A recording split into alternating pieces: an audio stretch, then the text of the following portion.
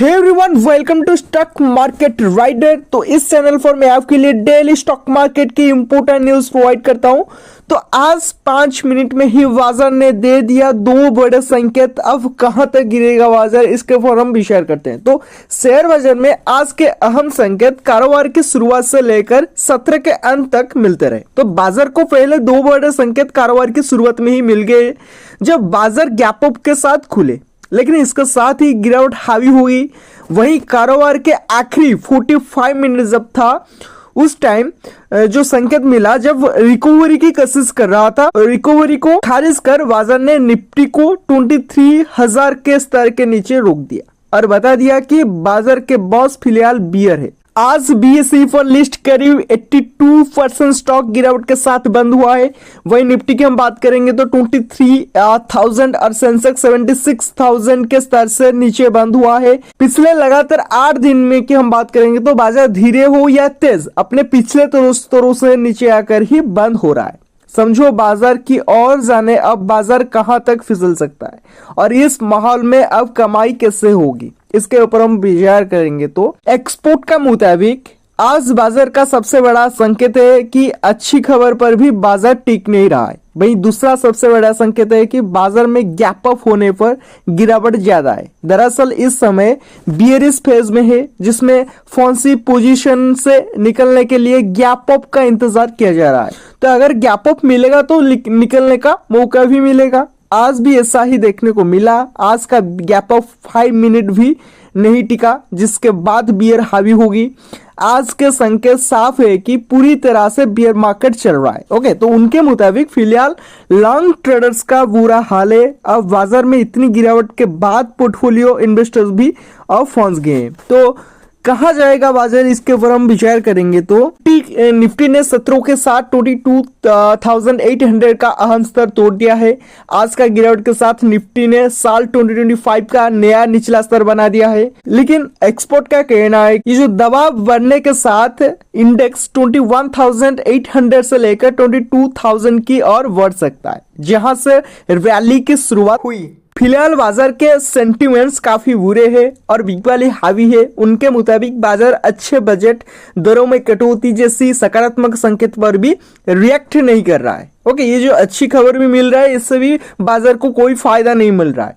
तो ऐसे में छोटी अवधि में बाजार कहां जाएगा, इसको लेकर कुछ कहा नहीं जा सकता। हालांकि उन्होंने कहा कि ये मध्यम से लंबी अवधि के निवेशों के लिए एक अच्छा मौका है। ऐसे क्वालिटी स्टॉक तलाशें जहां इस गिरावट के दौर के बीच आकर्षक स्तर देखने को मिल रहे हैं, तो इन स्टॉक में निवेश किया जा सकता है। उन्होंने लार्ज कैप में आईसीआईसीआई बैंक में 12 से 18 महीने के नजरिए के साथ निवेश की सलाह दी है।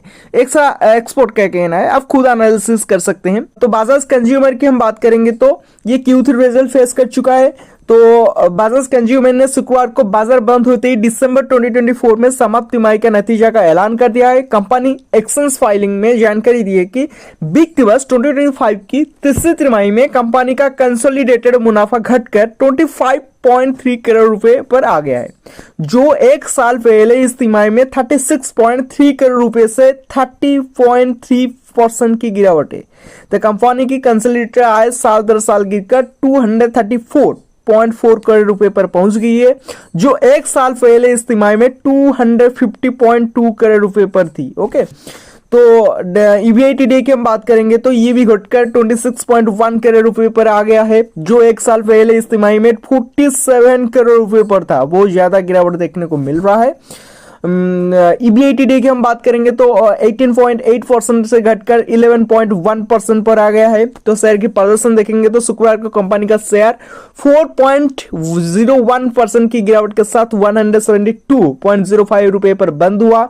पिछले एक साल में कंपनी के शेयर ने 19.62% की गिरावट देखने को मिली है।